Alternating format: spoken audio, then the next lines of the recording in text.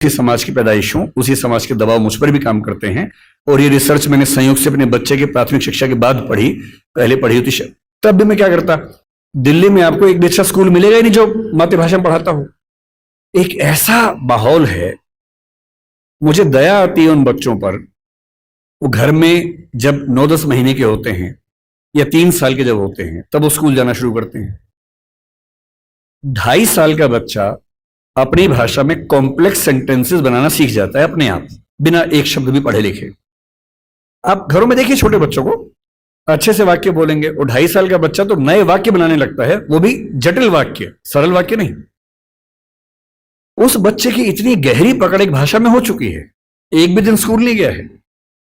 और इसलिए मातृभाषा का अध्यापन जब स्कूल में होता है, टीचर को पता होता है कि बच्चे को भाषा पहले से आती है, इसे दुरुस्त करना है, सिखाना नहीं है जीरो से।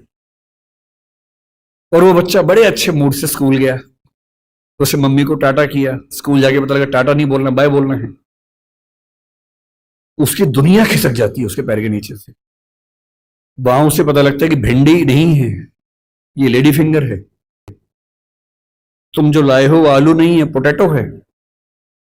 रोटी नहीं है, ब्रेड है। ठीक है, ब्रेड तो वो होती है नहीं, वो सब ब्रेड्स होती हैं। समोसा है ही नहीं इंग्लिश में, उसको पता लगा कि होता ही नहीं है। वो बेचारा एक अजीब सी कश्मकश में है।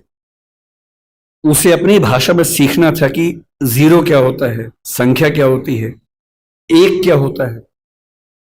उसे अपनी भाषा में सीखना था कि सरकार क्या होती है, दुनिया क्या होती है, चलती कैसे है। उसे सीखना पड़ रहा है कि पहले यह समझो कि दुनिया नहीं वर्ल्ड होता है। अब उसकी आधी से ज्यादा ऊर्जा वर्ल्ड पे अटकी हुई है और बाकी बची खुची ऊर्जा से वो समझ रहा है कि वर्ल्ड होता क्या है। उसकी आधी ऊर्जा लगी नंबर शब्द याद करने में, न कि यह समझने में कि संख्या क्या होती है, नंबर क्या होता है। एक अजीब सी साजिश दुनिया भर में चल रही है कि दुनिया के हर बच्चे को उसकी मातृभाषा से बचपन में ही वंचित कर दो। उसे एक ऐसी भाषा में सिखाओ जहां उसके लिए वो भाषा सीखना अपने आप में चैलेंज हो। और इसलिए आप देखेंगे कि अगर ज्ञान की दुनिया में दुनिया भर की भाषाओं के आम आदमी शिरकत नहीं कर पा रहे हैं, गलती से भी ये मत सोचिएगा कि दिमाग वाले लोग बहुत कम होते हैं और वही आगे बढ़ते हैं। दिमाग वाले अधिकांश लोगों को बचपन में ही खत्म कर देने की साजिश दुनिया भर में चल रही है। और जो अपनी भाषा में पढ़ ही नहीं पाएगा वो कैसे आगे बढ़ेगा, कैसे सीखेगा। मैंने 10वीं क्लास तक हिंदी माध्यम से पढ़ाई की है, उसके बाद अंग्रेजी सीखी है, ठीक से सीखी है। अंग्रेजी मुझे कहीं कोई समस्या नहीं आती है, इसमें क्या कोई परेशानी है। मैं आज भी अपनी भाषा में गीत सुनने में ज्यादा खुश होता हूं। मुझे फिल्म देखनी मैं हिंदी में पसंद करता हूं, नाटक देखना हो हिंदी पसंद करता हूं, मजाक करना हो हिंदी में पसंद करता हूं, पढ़ना हो कोई ऐसा विषय जो हिंदी में नहीं है तो इंग्लिश में पढ़ता हूं, इसमें क्या परेशानी। ज्ञान विज्ञान की दुनिया में मेरा निजी विश्वास है इस वर्चस्व को तोड़ना बहुत जरूरी है। हम हिंदी में हजारों शब्द क्रिएट नहीं कर पाएंगे 2 दिन में, सही बात है, मुश्किल है। और हमें इतना शुद्धतावादी या प्यूरिटन होने की जरूरत नहीं है कि हम सारे शब्द अपने ही गढ़ेंगे। हम तो इंटरनेट को अंतर्जाल ही बोलेंगे, हम कंप्यूटर को संगणक ही बोलेंगे, तो आप अकेले ही बोलते रहेंगे, कोई पूछेगा नहीं आपको। जो शब्द अंग्रेजी के प्रसिद्ध हो गए उनको मान लीजिए। जापानी भाषा का शब्द है रिक्शा। आप रोज रिक्शा में घूमते हैं, क्या अभी आपने कहा कि रिक्शा को मैं नरयान बोलूंगा? कई लोग बोलते हैं नरयान, कि मनुष्य द्वारा चलने वाला एक विमान या वाहन। क्या बकवास है। अरे जो शब्द जिस भाषा से आया, प्रसिद्ध हो गया, अपना लीजिए उस शब्द को। और उसके बाद भाषा में असली समस्या शब्द नहीं होती है। भाषा विज्ञान में एक होता है जिसको मॉर्फोलॉजी कहते हैं, एक सिमेंटोलॉजी होता है, लेकिन जो सबसे महत्वपूर्ण स्ट्रक्चर है सिंटेक्स है।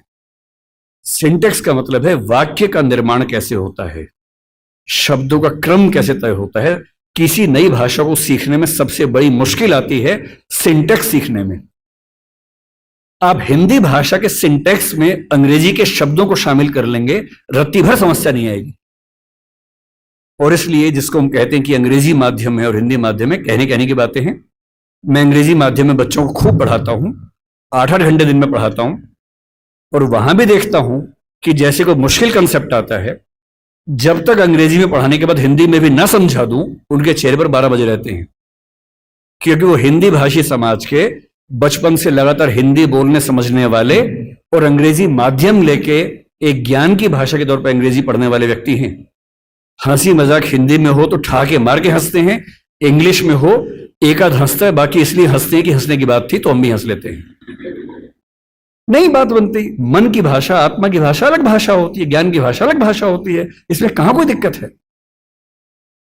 और इसलिए मैं आपसे कहना चाहता हूं कि ज्ञान विज्ञान की भाषा के तौर पर, व्यवसाय की भाषा के तौर पर जबरदस्ती एक वर्चस्व का दौर चल रहा है जो खत्म होना चाहिए।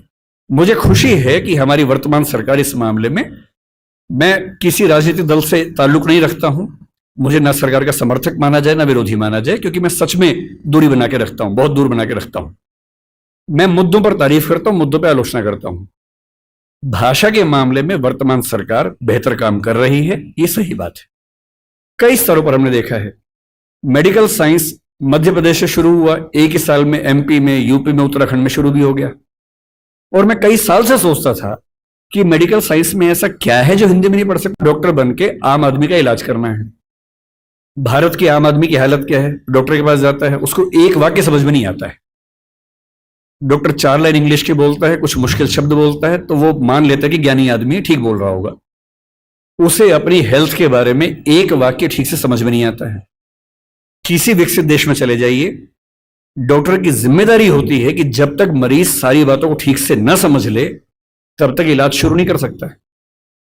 हमारे देश में भाषा का अंतर ऐसा है कि मरीज अपनी बीमारी को ठीक से कभी समझ ही नहीं पाता है। ऑपरेशन तक की सहमति ले लेते हैं अंग्रेजी बोल के, वो समझ नहीं पा रहा होता, हाँ तो हो गया, साइन कर, हाँ साइन कर दिया। उसमें क्या लिखा हुआ है कि तुम्हारा ऑपरेशन करेंगे, तुम मर भी सकते हो, मर गए तो तुम्हारी जिम्मेदारी है।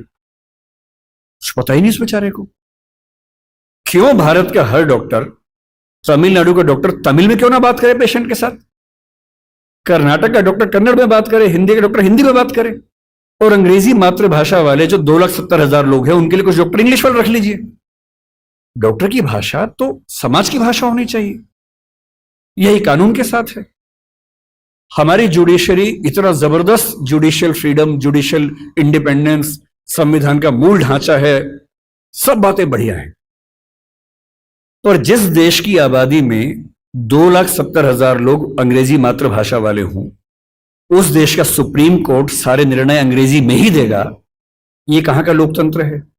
यहां आपका जो जुडिशियल इंडिपेंडेंस है या जुडिशियल रिस्पॉन्सिबिलिटी है वो कहां से ली जाती है? उस समय आपके सुप्रीम कोर्ट में मधु लिमिया नाम के व्यक्ति जिद करते हैं कि मैं हिंदी में अपनी बात रखूंगा, आप उनको परमिशन देने के बाद नकार देते हैं कि हमसे गलती हो गई, ऐसा नहीं कर सकते हैं। मेरे देश में, मेरे सुप्रीम कोर्ट में अपनी भाषा में आप बोल भी नहीं सकते। आप 28 राज्यों में से केवल 4 राज्यों में हिंदी में हाई कोर्ट में बात करने की परमिशन देते हैं।